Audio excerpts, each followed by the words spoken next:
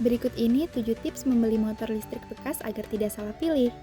Ketertarikan masyarakat Indonesia membeli motor listrik bekas semakin meningkat seiring dengan pergeseran kebijakan menuju mobilitas yang lebih ramah lingkungan dan efisien energi.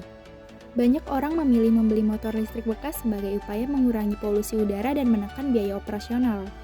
Namun, sebelum Anda terjun ke pasar motor listrik bekas, ada beberapa hal penting yang perlu Anda perhatikan. Tujuannya adalah agar Anda mendapatkan unit yang berkualitas tinggi dan sesuai dengan kebutuhan Anda. Berikut adalah beberapa tips penting saat membeli motor listrik bekas. Yang pertama ada menganalisis riwayat perawatan.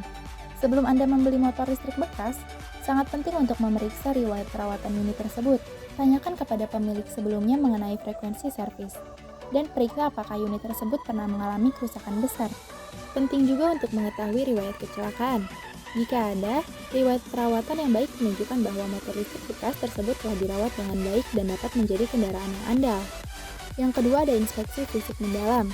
Anda harus melakukan inspeksi fisik secara mendalam pada motor listrik bekas yang ingin Anda beli. Periksa kondisi bodi, sistem kelistrikan, ban dan komponen lainnya. Cari tanda kerusakan atau keausan yang berarti. Jika Anda tidak yakin, bawa seorang mekanik yang ahli dalam motor listrik untuk membantu Anda melakukan inspeksi. Yang ketiga ada pengujian baterai. Baterai adalah komponen vital dalam motor listrik dan biaya penggantinya biasa cukup tinggi. Oleh karena itu, sangat penting untuk melakukan tes baterai sebelum membeli motor listrik bekas. Periksa kapasitas baterai dan pastikan kondisinya masih baik. Jika kapasitas baterai telah berkurang drastis, Anda mungkin perlu merencanakan penggantian dalam waktu dekat. Yang keempat ada perhatikan jarak tempuh. Tanyakan kepada pemilik sebelumnya tentang jarak tempuh motor listrik bekas yang Anda incar. Jarak tempuh yang lebih sedikit biasanya menunjukkan bahwa unit tersebut masih dalam kondisi baik. Namun, ingatlah bahwa faktor-faktor lain seperti perawatan dan penggunaan juga berpengaruh pada kondisi motor. Yang kelima adalah cek harga pasar. Sebelum membeli motor listrik bekas, lakukan riset untuk mengetahui harga pasar unit dengan spesifikasi yang sama. Ini akan memberikan gambaran lebih jelas tentang riwayat motor dan juga membantu Anda menghindari masalah hukum di masa depan. 6 adalah lakukan test drive.